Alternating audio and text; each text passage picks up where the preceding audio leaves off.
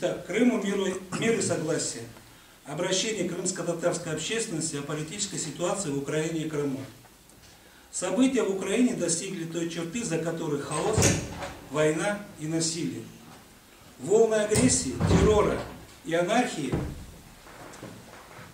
грозят захлестнуть всю Украину и наш родной Крым. В Киеве уже пролилась кровь. Необходимо всем сторонам конфликта любой ценой остановить эскалацию насилия, не допустить разжигания гражданской войны в стране, чтобы сохранить Украину как государство, чтобы сохранить ее территориальную целостность.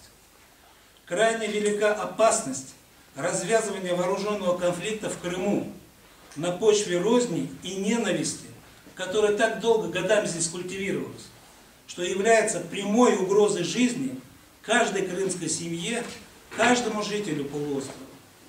Необходимо объединить усилия всех этнических сообществ и общественности во имя сохранения мира и согласия на полуострове. Не позволить развести жителей Крыма по национальным квартирам. В это тревожное время важно сохранить атмосферу доброжелательности и доверия, наладить постоянно действующий диалог между всеми национальными сообществами полуострова, проявить гражданское единство. Осознавая всю полноту ответственности за ценность, за сохранение мира и согласия в Крыму, мы, представители крымской общественности, заявляем: Крым должен стать полноценной автономией, сохраняющей свою самобытность, цементирующей территориальную целостность и государственный суверенитет Украины.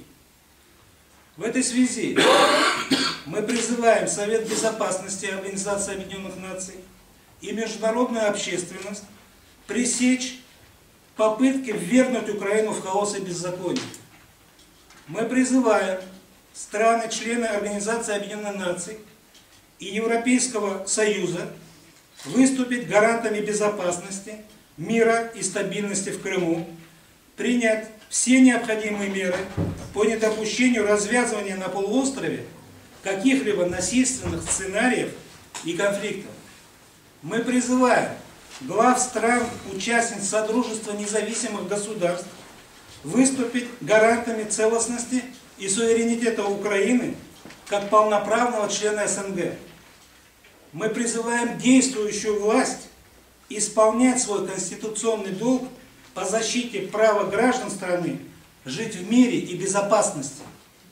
Мы призываем все политические силы в Крыму, всех авторитетных лидеров национальных обществ полуострова к сдержанности и благоразумию. Мы призываем всех воздержаться в эти дни от резких заявлений и необдуманных действий, которые могут быть расценены как провокационные или враждебные по отношению к своим соседям. Мы призываем жителей Крыма всех национальностей и вероисповеданий вместе строить единый Крым, вместе его развивать, вместе им управлять и вместе защищать от любых посягательств. Нет раскола Украины, нет гражданской войны в Украине, да свободной и суверенной Украине, да миру и согласию в Крыму. Вот такова позиция крымско-татарской общественности. И мы призываем